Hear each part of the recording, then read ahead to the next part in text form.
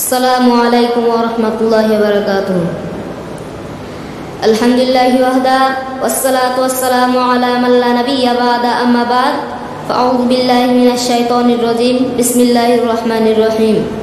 ইয়া আইয়ুহাল্লাযীনা আমানু ওয়াসতাঈনু বিস-সাবরি ওয়াস-সালাত ইন্নাল্লাহা মা'আস সাবিরিন। আলাইহি সমস্ত প্রশংসা, সমস্ত গুণগান, গুণকীর্তন, আরাধনা, প্রার্থনা সেই মহান পাক রব্বুল আলামিনের জন্য, যিনার প্রশংসা করে আমরা কখনোই শেষ করতে পারি না। তাই ছোট্ট বাক্যের দ্বারা বলে থাকি আলহামদুলিল্লাহ। তারপরে পরে ধর্মের গুরু, কর্মের সেরা, আগায় নন্দা তাজদার মদিনা আহমদ মুস্তফা মুহাম্মদ মুস্তফা সাল্লাল্লাহু আলাইহি ওয়াসাল্লামের পর লাখ কোটি দুরূদ ও সালাম বর্ষিত। তাই সকলে বলে আল্লাহুম্মা আমিন। আল্লাহুম্মা সাল্লি আলাইহি, আল্লাহুম্মা বারিক আলাইহি। এটা হলো নফল সালাত। অজু করে 2 রাকাত সালাত আদায় করলে মানুষের গুনাহ মোচন হয়ে যায়, জান্নাত ওয়াজিব হয়ে যায়।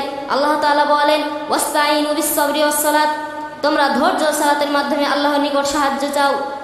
আল্লাহ তাআলা অন্যত্র আয়াতে আরো বলেন, ইয়া আইয়ুহাল্লাযীনা আমানু ওয়াস্তাঈনু বিস-সাবরি ওয়াস-সালাত ইন্নাল্লাহা মা'আস সাবিরিন। হে ঈমানদারগণ, তোমরা ধৈর্য সালাতের মাধ্যমে আল্লাহর নিকট সাহায্য চাও। আল্লাহ তাআলা ধৈর্যশীল ব্যক্তিদের পাশে থাকেন। ধৈর্য নফল সালাত এই দুটি এমন জিনিস যার দ্বারা মানুষ বড় সাফল্য লাভ করতে পারে, নিজেকে দৃঢ় মজবুত করতে পারে। অন্যত্র আরো বলেন, ইন্নাস সালাতা তানহা আনিল ফাহশাই ওয়াল মুনকার, নিশ্চয় সালাত অশ্লীল অসৎ কাজ থেকে বিরত রাখে। যারা ওযু করে 2 রাকাত সালাত আদায় করবে তারা অশ্লীল অসৎ কাজ থেকে বিরত থাকবে আশা করা যায়। আনাস রাদিয়াল্লাহু তাআলা আনহু বলেন, রাসূল সাল্লাল্লাহু আলাইহি ওয়াসাল্লাম বলেছেন, কিয়ামতের দিন মানুষকে সর্বপ্রথম সালাত সম্পর্কে জিজ্ঞাসা করা হবে। যদি তার সালাত গ্রহণীয় হয় তাহলে তার সমস্ত আমল গ্রহণীয় হবে, আর যদি তার সালাত গ্রহণযোগ্য না হয় তাহলে তার সমস্ত আমল বাতিল হবে। আবু হুরায়রা রাদিয়াল্লাহু তাআলা আনহু বলেন, রাসূল সাল্লাল্লাহু আলাইহি ওয়াসাল্লাম বলেছেন, সালাতের সওয়াব 3 ভাগে বিভক্ত। 1 পবিত্রতার মাধ্যমে, 2 রুকুর মাধ্যমে, 3 সিজদার মাধ্যমে।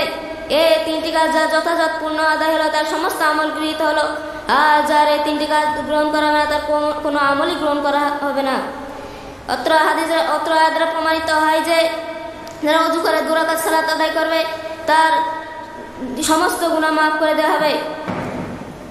সালাত কবুল হওয়ার জন্য 3টি কাজ হওয়া জরুরি। 1 অজু যথাযথ পূর্ণ না হলে সালাত কবুল হবে না। 2 রুকু যথাযথ পূর্ণ না হলে সালাত কবুল হবে না। 3 সিজদা যথাযথ পূর্ণ না হলে সালাত কবুল হবে না। আর সালাত কবুল না হলে তার সমস্ত আমল বাতিল হবে। সকল মুসলমান ভাইদের যেন বেশি সালাত আদায় করা তৌফিক দান করুন, আমিন। ওয়া আখিরু দাওয়ানা আলহামদুলিল্লাহি রাব্বিল আলামিন।